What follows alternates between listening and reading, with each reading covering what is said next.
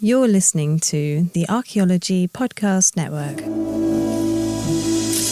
This is the CRM Archaeology Podcast. It's the show where we pull back the veil of cultural resources management, archaeology, and discuss the issues that everyone is concerned about. Welcome to the podcast.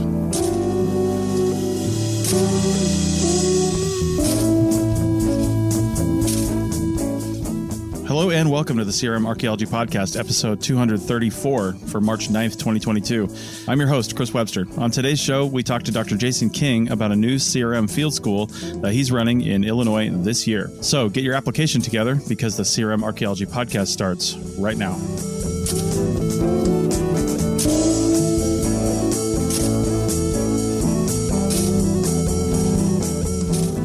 Welcome to the show, everyone. Joining me today as co-hosts are Heather. Good morning, everybody. And Andrew. Hey, guys. How's it going? Both in California. I'm just not saying it anymore because it's just like everybody's in California. So, yeah. Some areas in California are better than others, but...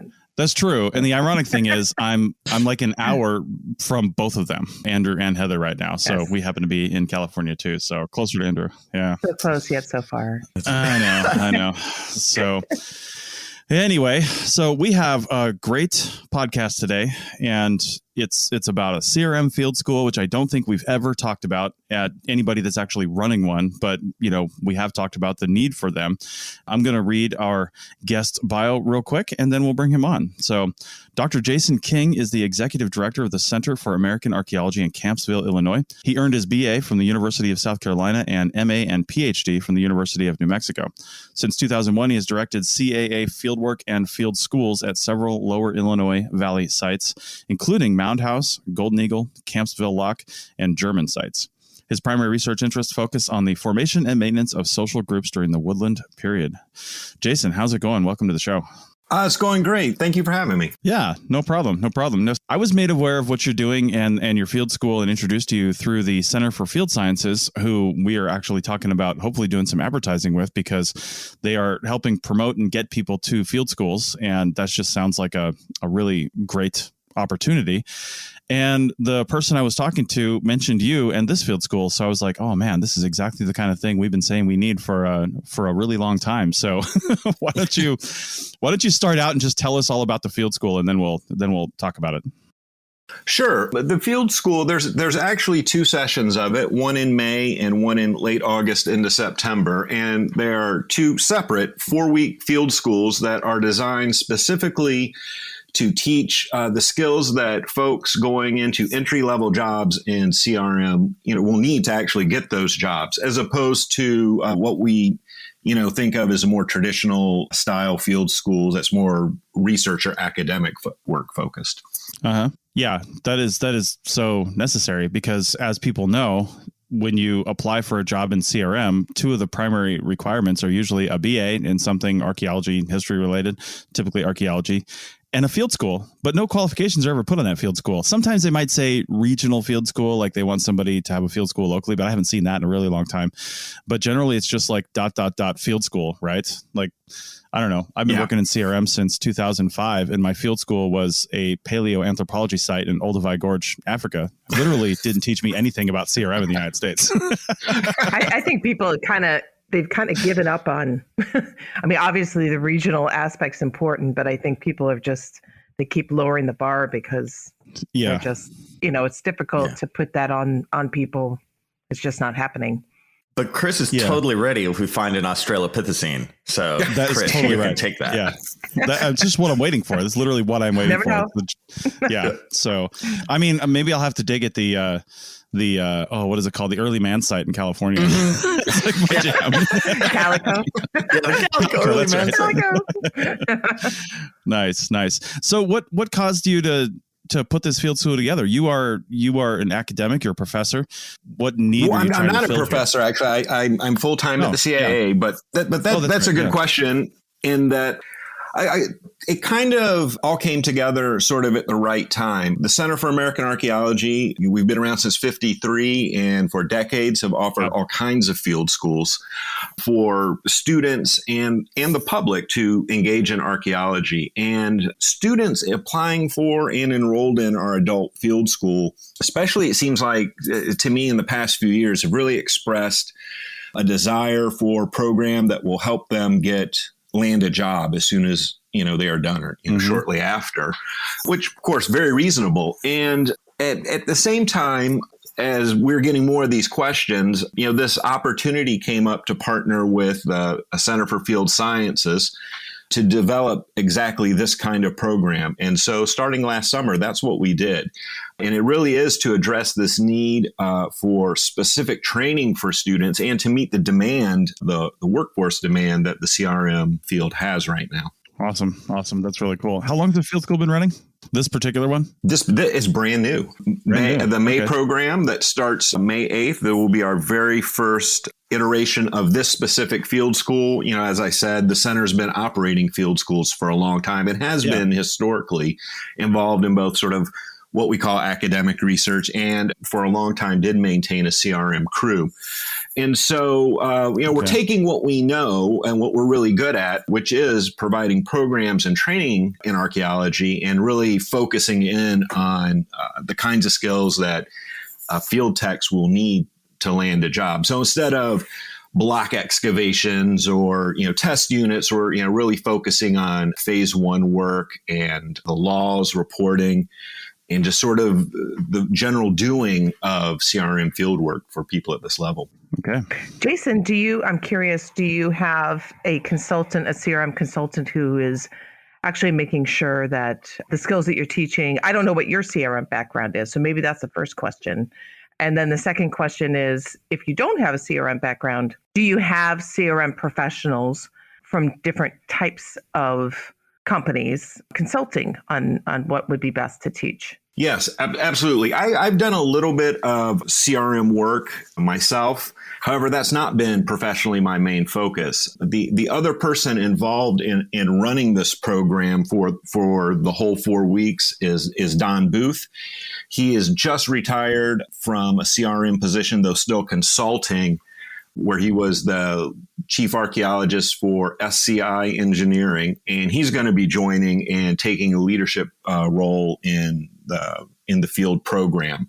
So we're working together on this. I wouldn't certainly go into this without that kind of collaboration with someone that has extensive experience in CRM, because it's important, I think, for students not only be trained by folks who have been in this for a long time, but also can give them, good quality advice on how to proceed with their careers once they finish the program. Great. Well, I'm glad to hear that. Yep. Yeah, absolutely. And where specifically is this field school? What kind of, I guess, are more specifically, my question is, you mentioned, block excavation, stuff like that, doing the skills that are necessary. Does that mean you're jumping around for that 4 weeks and going where the skills can best be applied? Or do you have a specific area that you're going to run this in? Yes to both questions. The center, we've been doing archaeological research, all kinds, in the lower Illinois River Valley for a long time. And so our focus will be there, this is where Campsville is located, in the CA's headquarters. Right now, we've been doing work at a residential site from the late woodland period in a Crawford Creek Valley, which is a little tributary to the Illinois Valley. And there are a number of sites that haven't had any, or potential sites that haven't had any real work done at them.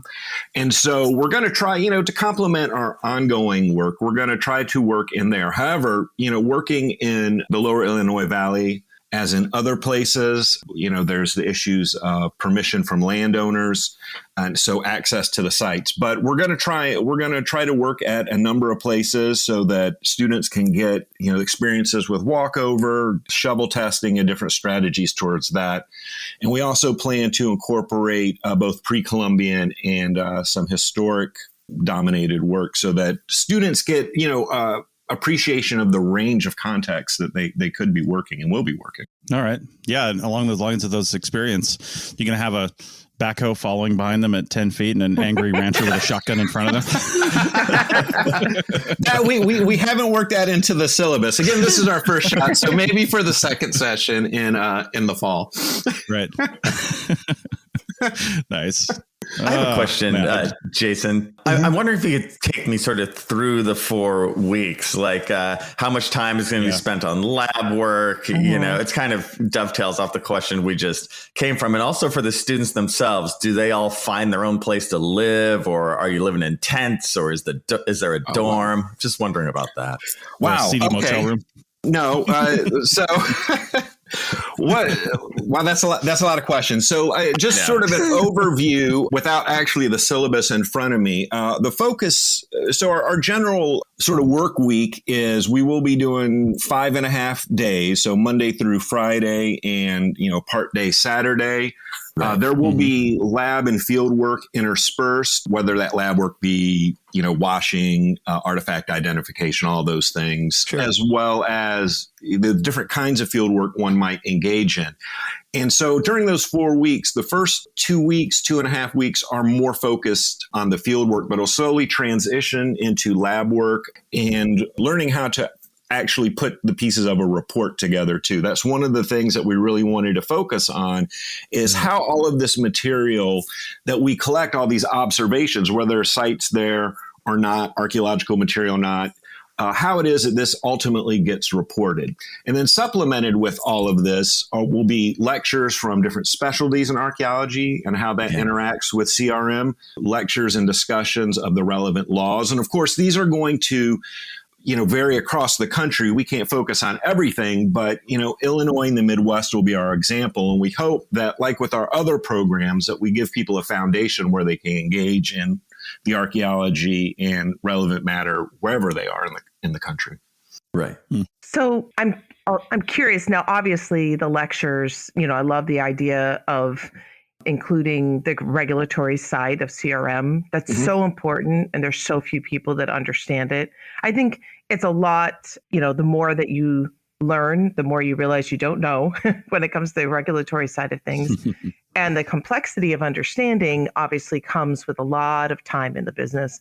But for new entry-level archaeologists coming into the business, it's really important for them to understand that CRM is the underpinning of CRM is regulatory. So, and really guides a lot of what we do.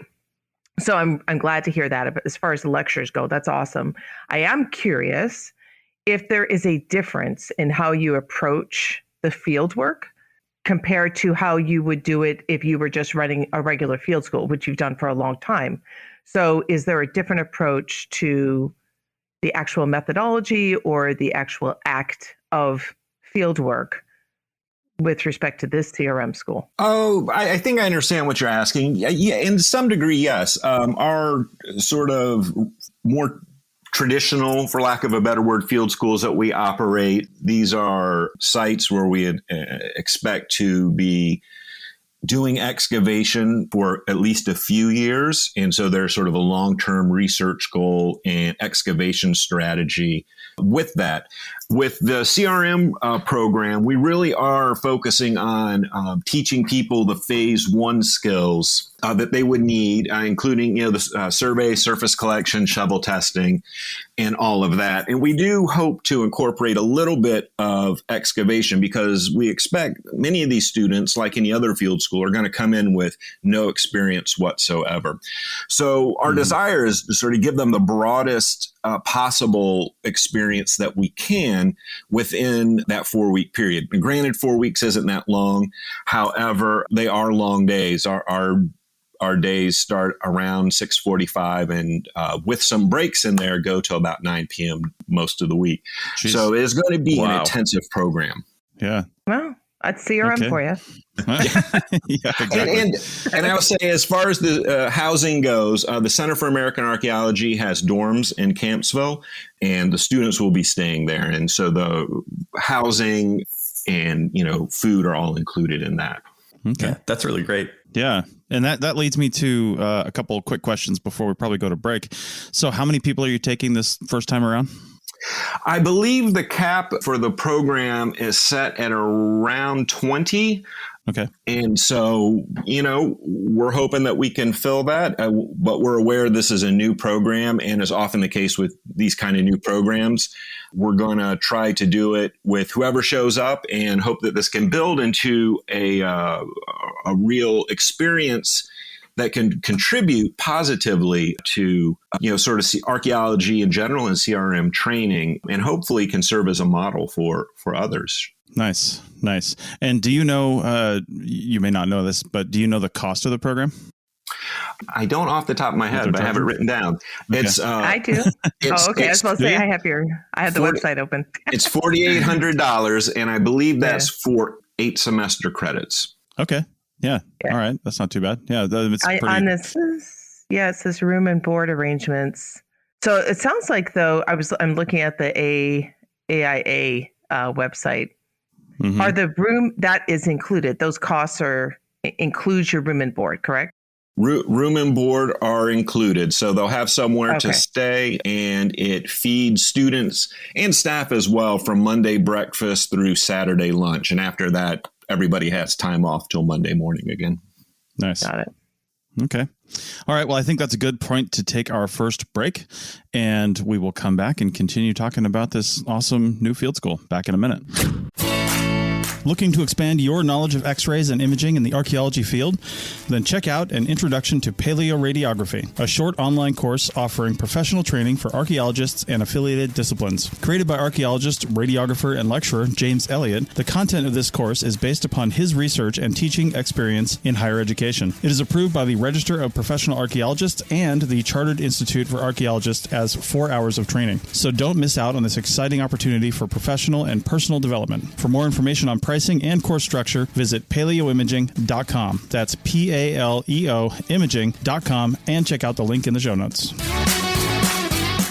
Welcome back to episode 234 of the CRM Archaeology Podcast. And we are talking to Jason King about a new CRM-focused field school that they're running in Illinois here in a few months. And we're pretty excited about it, I got to say. And one of the things I was wondering when you were talking about, getting the real experience here, even including report writing, some lab works and just seeing how all this comes together.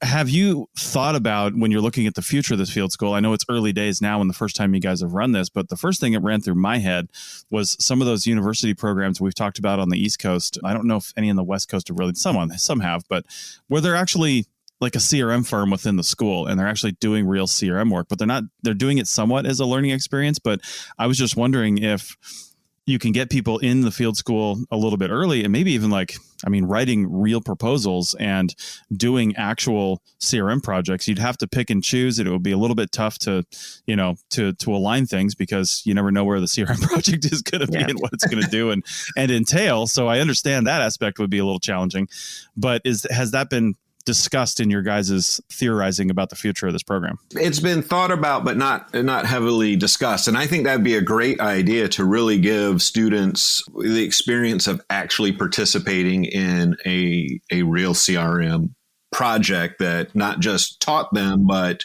accomplished the goals that this kind of archaeology is set out to do.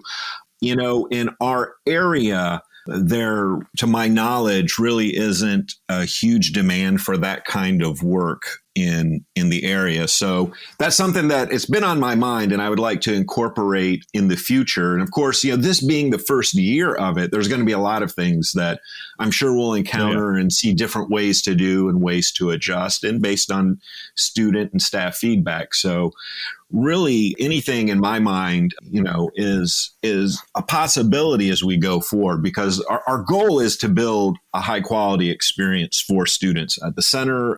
Again, as I mentioned, our archaeology being more quote unquote research based, but our mission is really education, research, and stewardship and service. The CFS, theirs is education and trying to reach as many people in not just archaeology, environmental sciences, to encourage these field careers. So the more that we can teach and teach well, and the better experiences, the better off the program will be. So we're always going to be looking to build and find new ways for students to get good quality experience. For sure. Yeah, this is something we've talked about. I don't know, Jason, if you've listened to the podcast, but we talk about this a lot about having field schools that really do produce students and young archaeologists, or young, at least new archaeologists, that are ready to actually work and kind of, hit the ground running without having a whole lot of training. I think proposals for people to get kind of the overall experience when it comes to the CRM discipline, I think understanding that from start to finish, this is what a project looks like, I think is important. But I don't think as far as a new archaeologist, I wouldn't like spend a lot of time on the proposal end of things, because that's not something that somebody's going to be able to really dive into right away. As somebody who's hiring young archaeologists all the time and wishes we had more, it's always surprising to me the lack of skills that people have. And it's shocking, actually, that the universities are not preparing people to actually get a job. First of all, in CRM, you're going to make a lot more money than you would in academia if you stick with it. Or nonprofit work. Yeah. And, that's what universities should be doing. Universities should be preparing their students to actually get a job in whatever it is that they're learning, right? That's the idea behind the university, is to make sure people are hireable. And so, as far as the field school, to me, the aspects that are really missing in those that we're getting applications from is just understanding the difference between a CRM survey and a academic survey. They're very different. It sounds like that is something that you're tackling. Mm-hmm. How about the speed? Are you going to be honest with them that how you approach field work in academia is very different than how you approach field work in CRM? That is our plan. That is something that actually Don and I talked about the other day. The need for speed and the differences in really what counts as rapid or efficient, I should say, field work in an academic versus a contract setting. I will say that we try, and we're not always successful even with our academic programs. Efficiency is something we like to push, because even then you have a narrow window to get work done, and even more time constraints in the CRM world. We've had a lot of discussions both amongst ourselves and with other professionals that we know in the field about what are the key things. And proposaling actually was something that came up in the discussions. We realize we can't teach everyone everything, and some of the lectures are meant to supplement that. But we really, like you said, want to focus on the things people need to get out and get a job, because so many people that we talk to and prep for this, and we talk to some colleagues and friends around the country, is that people go to field schools and they know about archaeology, but they don't know about CRM archaeology, and essentially have to be retrained right from the beginning. Yes. That's and what we're hoping a successful program will sort of alleviate that need and help, folks find jobs, because you're right. That's what they want at the end. And not everyone is going to go into what sort of the general public views as archaeology. Yeah, Jason, I hear what you're saying. Just so you know, I teach a field school as well, but it's a completely different structure. I do Saturdays only every semester, and I have a 3-semester course where it's like a 1 semester is excavation, 1 semester is survey, and 1 semester is lab, right? But we're Saturdays only. But I do take what you said to be so true, where you have to remember that you can't teach everyone everything, and I know in terms of the speed, I don't even try and get my students to go at CRM speed. I just warn them, I go like, look, if you were doing this really in the CRM world, it would go so much faster, because I feel like if you give them the core skills, right, that's what's so important. Those basic core field schools, how to fill out the paperwork, what is a 10 centimeter level? How does that go? Then they can rev it up. They'll be able to do it in the job world as long as they know what they're doing. So, I wouldn't worry about the speed thing as much.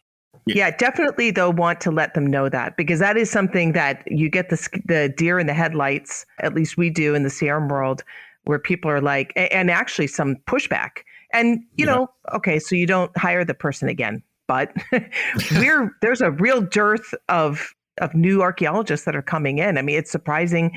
A lot of it is because we have so much more work now.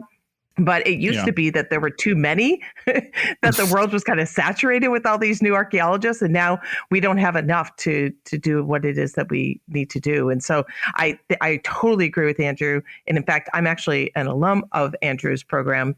And I think that is why I've been able to be successful in my career, is because I had that right off the bat, that real the realistic idea of what CRM was. And I do agree that, repetition, you can't start off and say, okay, we're going to have minimal expectations because speed is the most important. No, you have to have somebody who's really good at what they do, and then they can speed it up because it's become second nature over time. But they do need to have that at least introduction to understand that, it's very different than if you're taking a field school in Greece or something, or in Egypt or. Yeah, sure. And I think for the proposal thing, I think the only way that would work is maybe if you have returning students, maybe there's students who already went through the program, and you could have some sort of advanced thing where the students could come in and really try the proposal side after. Yeah, I was going to ask you if you had thought about a staged school where you have, 101, 201, where they do come back after they've had a year in CRM, and then have this opportunity to, because there are some companies, our company is good at training people up. There's a lot of companies that don't. And so somebody ends up getting stuck doing phase ones for 5, 6, 7 years, or monitoring. And that's all they ever get to do, because they're never taught, they're never trained, don't have on the job training. So I think that would be valuable too. That actually staged programming is not something that we've discussed. If it's something we thought about, I'm forgetting that we thought about it. So that's certainly something to take into account, and I've written it down now. So it's going to enter our discussions soon. With the issue of sort of training people and training them to be efficient and achieve sort of a pace that is needed for real world CRM work. Efficiency is actually one of our grading criteria for our program, in that we expect students to learn skills, and then as they become more comfortable and work towards mastering them, to incorporate into that, doing them, in a more efficient manner. But, as everybody knows, it's been on a field school, field project, or taught one, hustle is a hard thing to teach sometimes, but it is part of what we expect from students. I mean, working from 6:45 to 9 p.m., they're going to be, Field. Let me say that's we sort of like load gear. Then students were generally after breakfast in the field. There are breaks, lunch, and field work typically ends before dinner, and then the evening is lab work and or lectures. We'll be learning about reporting and that. So it's not, from dusk till past physical. Yeah.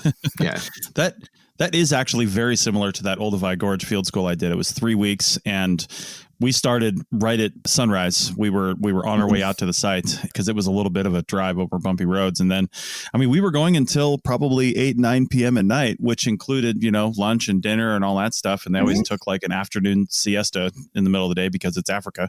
But the evenings were exactly that. It was lab work. It was some lectures, learning about the area, things like that. So I actually really enjoyed that pace, because, we were in, the middle of Africa out near the Serengeti. Like, what the heck else are we going to do? There was no internet. There was no so that actually was welcoming from that standpoint. But I think if you keep it engaging and you just kind of keep the momentum going, and as long as everybody gets along, that's kind of a big key part of it too. But that's part of CRM projects too. And that's one thing I always tell people is, if you don't like the current CRM project you're on, don't think about quitting like the business, because that's what people new in the field do. Just move on to the next project. It'll be a whole new group of people and a whole new thing. So, everything's going to change in 4 weeks. Don't worry about it. But, along the lines of what some of you guys were saying earlier, who's going to be, I guess, administering the field school in the field? Obviously, you're going to be out there. Do you have other people that are, I don't know what the term is, like when people are, helping to manage the field school, you've got like a lot of times grad students and stuff that are kind of in those positions. And in the context of CRM, they would be probably crew chiefs. Like you would be like the project manager, and you'd have like crew chiefs out there. Do you have people like that in the field this first time around? We plan to, yes. Both Don and I will be with the students throughout the program.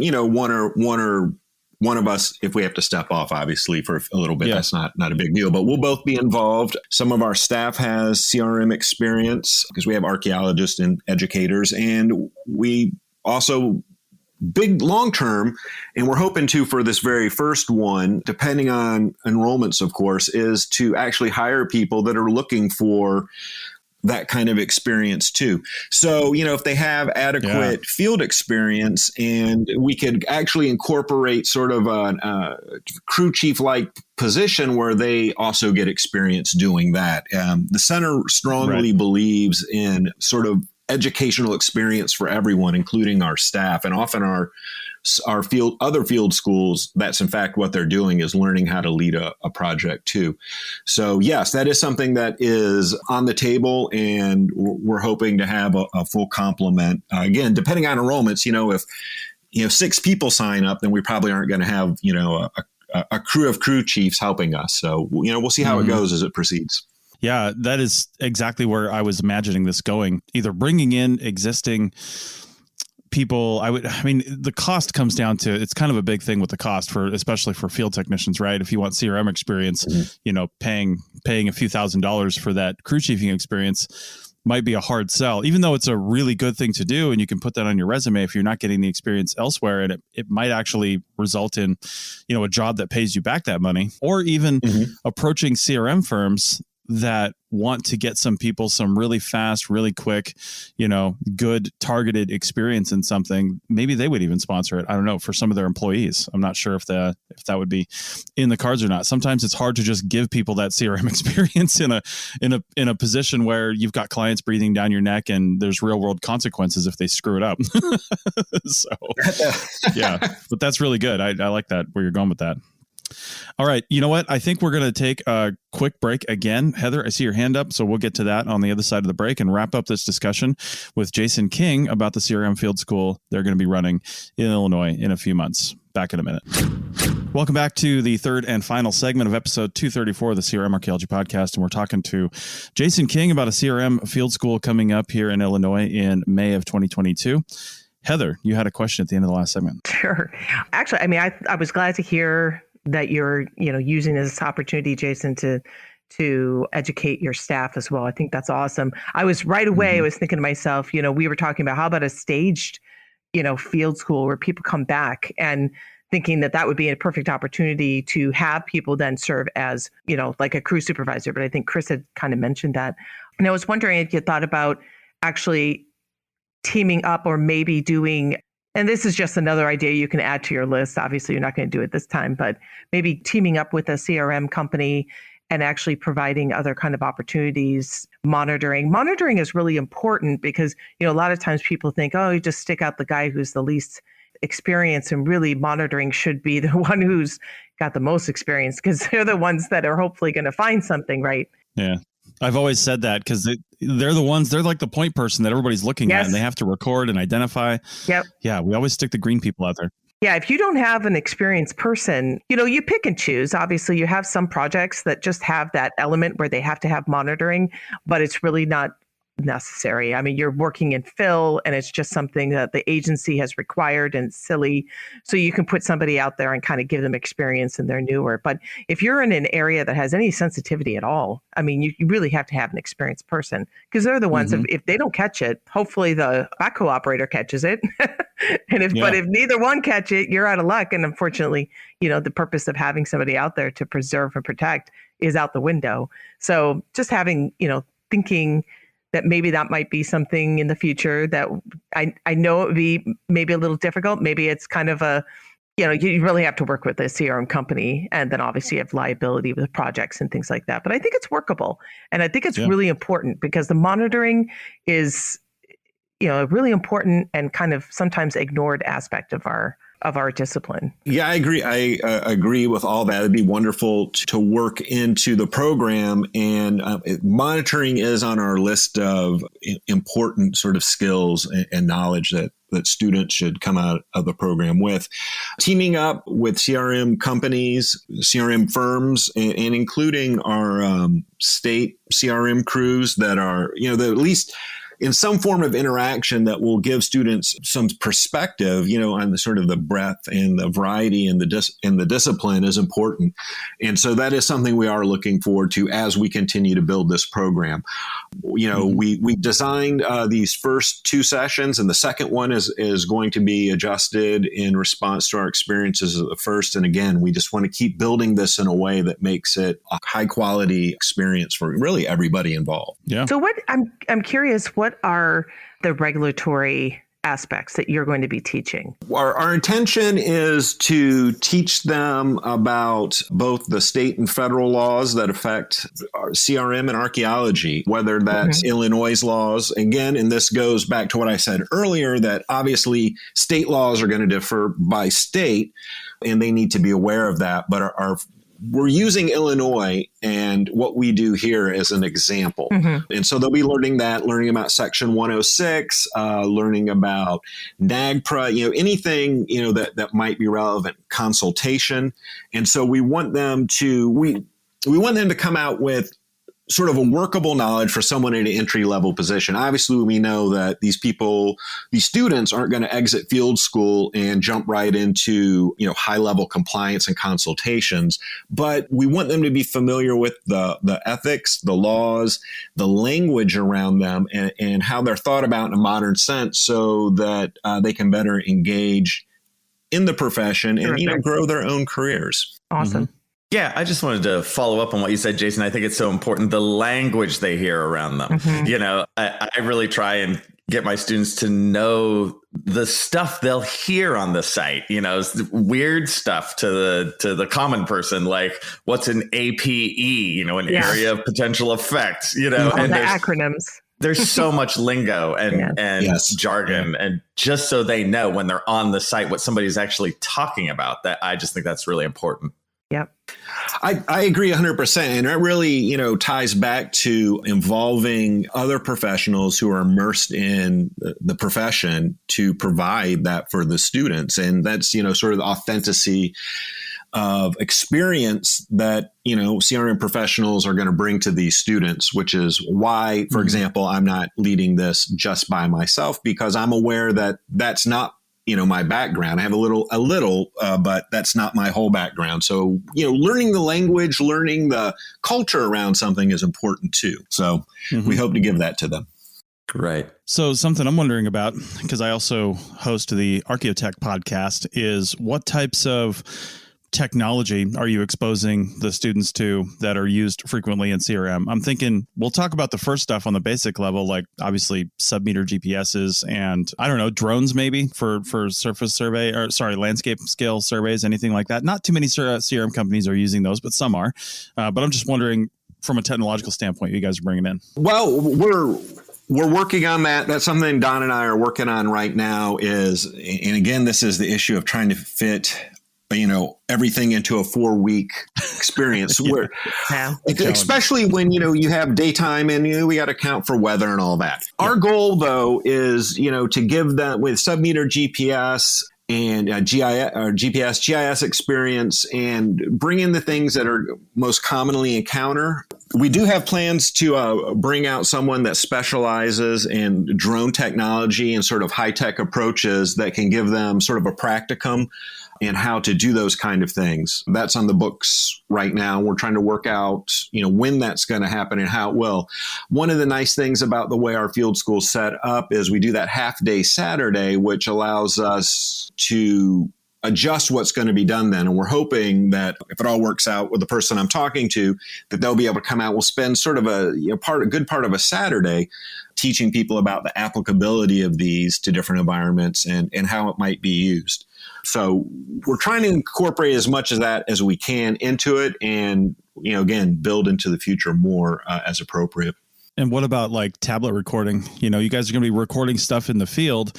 Are you doing this on local state site forms, on paper, Write in the Rain notebooks, or are you bringing in some sort of digital recording aspect for that?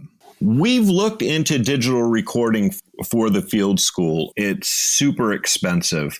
And it's not something we actually practice right now with our own field work. We're a more traditional kind of paper, pen, or pencil approach to it. And I think probably for this first one, maybe the first year, we'll stick to that. However, we've been actively investigating switching over to some sort of tablet-based approach to data collection. That's in the works, but it's not settled yet. Music to Chris's ears. I'll tell you, I do consult regularly for WildNote, which is a company based out here in California, and you know, they don't have like Illinois specific site forms. I'm not even sure what Illinois state site forms even look like, but there are, you know, a good field school exercise would be using their form builder to actually build the forms and then use them in the field, including lab forms and all kinds of stuff, and then using those for data collection and then data extraction at the end. So let's have a conversation after this, because there might be some, can't promise anything, but there might be some deals that could work out for the field school for sure. That would be fantastic. I would highly suggest that, just because CRM in general, except for, you know, smaller companies, are really starting to, they finally started listening to Chris, really starting to go digital. We've been digital for a while, but it's really important for the students to understand that's, I mean, not that it's not rocket science. It's not hard, really. Actually, if you have a really good form, a good field form, it actually is easier, because we have a lot of pull downs, a lot of drop down menus that kind of guide somebody through recording for monitoring or field, you know, their testing and whatever. So it actually makes the process easier. So maybe starting with the paper is a good thing, because, you know, then it helps the student understand the spirit behind recording rather than just filling in the blanks. Yeah, I would agree, Heather. It's like the first day I would do on paper, because if you're sitting out there with 20 students, you know, and they're like, I can't turn on my iPad, you know, it's an extra problem. So it's like, I would do paper that first day, but then really intro them to the digital world, you know, during the project. For sure. I would say, now, Jason, and you can take it for whatever it's worth, I have one little suggestion. As somebody, because you had mentioned GIS, as somebody who, I went back for another graduate degree in GIS. So I have one in archaeology and one in GIS. And I would say for such a small, or for only 4 weeks, GIS is something that is really difficult to kind of wrap your head around in just a real, you know, short period of time. And there's so many, especially if you're working for larger companies, the skill is really not necessary, because they have their own GIS staff. But obviously, if you're working for a small company, GIS is important, because especially if it's the owners aren't, you know, they don't know how to do GIS. They really do rely on younger people that have that experience. But GIS is so difficult to teach. I would highly suggest, you know, definitely introducing them to it. But I don't see how you could teach them in 4 weeks, along with everything else that you're trying to teach. It is a lot. And that is part of a discussion that we have had. And I think, as you're saying, one of the things, if we can't teach, say, for example, GIS, you know, the doing of it, again, it's understanding what students collect, how they understand what they collect gets incorporated into these technologies, say in the lab or report writing or anything else, and just to understand how it is and how it all fits together. Because I think what's often missing in field schools in general is the process, where in a misunderstanding that the field work and artifact washing and basic tabulation is an end to itself, rather than the first step in the much harder part, which is interpreting, understanding, and making decisions in the real world, whether those are research decisions or they're the decisions that those who have contracted archaeologists have to make. So Right. You know, I would agree with Heather and just say that, well, while GIS would be really difficult in that field situation, you know, GPS actually have had really good success, you know, where the students just go out with GPS units and record points. It gets them introed into like UTMs and that kind of stuff. That's essential. Yeah, that works really well. You have to teach that. Yeah, I mean, there's too many people that are coming into the field that don't have that. They don't even know how to use a compass. It's shocking, Jason. It's shocking. Oh no, I know. And you know, not that it's this is a little off. It's not CRM, but our education coordinator teaches a day camp for 5th through 8th graders, and they actually do activity that involves maps and compasses with those kids, because people don't know how to use a compass anymore. And so they do compass, then they teach them GPS. And even then, as you all are saying, there's so much mapping on phones now that are available, but it's so abstracted from recording basic data. And, we make this assumption that everyone interacts with technology and should then be able to absorb those skills and learn them quickly. And really, and this isn't a complaint. I want my phone to be easy too, but is, several abstraction layers away from basic recording of data and turning data into a representation of the real world. Mm-hmm. So we hope they get that some out of our experience. I have one question that's kind of geared towards the end, probably would be a good wrap up for the field school. And that is, are you going to be touching on how to get a job, what to expect from your first job, and pay-wise, what is appropriate? There's a lot of talk, and I don't know if you're aware of it, but there's a lot of talk about people saying that people are not getting paid enough. And I agree with that, but entry level, we're seeing recently where people are asking for exorbitant hourly rates when they have zero experience, none. And they are kind of jumping on this bandwagon of archaeologists aren't paid enough. But when you're an entry level with no experience, you're not going to be making $28 an hour. And there are people $30 an hour. There are people that are asking for that. So it would be, I just as somebody who's hiring at CRM have a favor. I really think it would be good to kind of give them the reality of what they can expect pay wise and what does the first year as an archaeologist in CRM look like? Absolutely. Absolutely. And that, again, is why it's so important to have Don and then others involved in the field school who are immersed in the profession and to be able to answer those kind of questions and help the students understand really what is the field about and what are those experiences about. So absolutely, that is part of this. We view this not just as a field school, but really as a job training program. And we're hoping that students, when they leave, will be armed with good information so they'll have reasonable expectations for what archaeology jobs are like and how they can get one. And so, yes, that is something we definitely will be talking about with them. I think during those evening lab sessions, you just have the CRM Archaeology podcast running in the background and you'll be good to go. So there you go. 200 plus episodes. I like that. Right. It's extra credit, after the 9 o'clock bed. Bedtime. Oh man. All right. Well, Jason, hey, it has been fantastic talking to you. I really do wish you guys a lot of success during this first go round. I mean, like a lot of new companies and early projects, there's probably going to be some hiccups, but you guys will learn from it and move on and have an even better program next year. That's right. It's really encouraging. And I hope other people listening to this think that this sounds like a really good idea, because as we mentioned, even on the show here, CRM is different in different locations. And ideally, people who want to work in a certain region would be able to pick a CRM based field school in that region that they perhaps want to work in. And it might even give them that initial bit of experience that people always say regional experience, but how the heck do you get regional experience if you don't live there, work there, or go to school there? So, that's a common problem as well. So anyway, thanks again for this. This has been fantastic. And maybe we can talk to you again in the summertime after the field school is over and see how it went. Get a catch up. Awesome. That would be fantastic. Thank you so much for having me. I enjoy this very much. And if I could, let me just say that if students are interested, they can sign up at fieldsciences.org, or they can find information about the program also at the Center for American Archaeology's website, caa-archaeology.org. And, we're looking forward to doing this. We're very excited about this program and anticipate this being a very popular one and good for everyone involved going forward. Awesome. Well, we will have all those links in the show notes. So look down at your phone, pull up the notes, and the links are right there, and then go sign up for this field school, especially if you were a student right now getting ready to graduate and don't know what the heck you're going to do with your life. This would be a great start.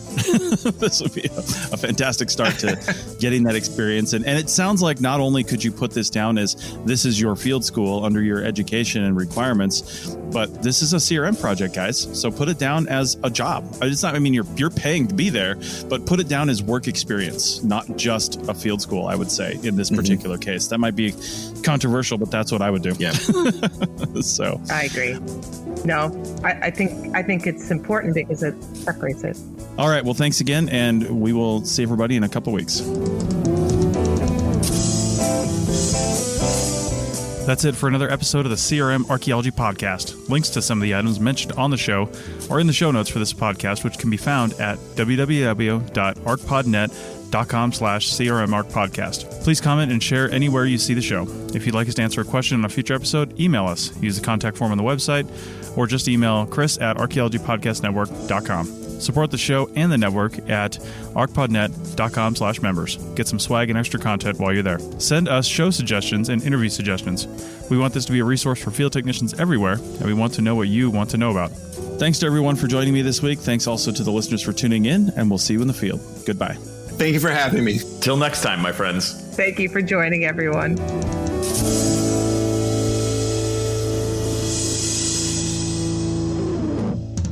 This episode was produced by Chris Webster from his RV traveling the United States, Tristan Boyle in Scotland, DigTech LLC, Cultural Media, and the Archaeology Podcast Network, and was edited by Chris Webster and Rachel Roden. This has been a presentation of the Archaeology Podcast Network. Visit us on the web for show notes and other podcasts at www.archpodnet.com. Contact us at chris@archaeologypodcastnetwork.com.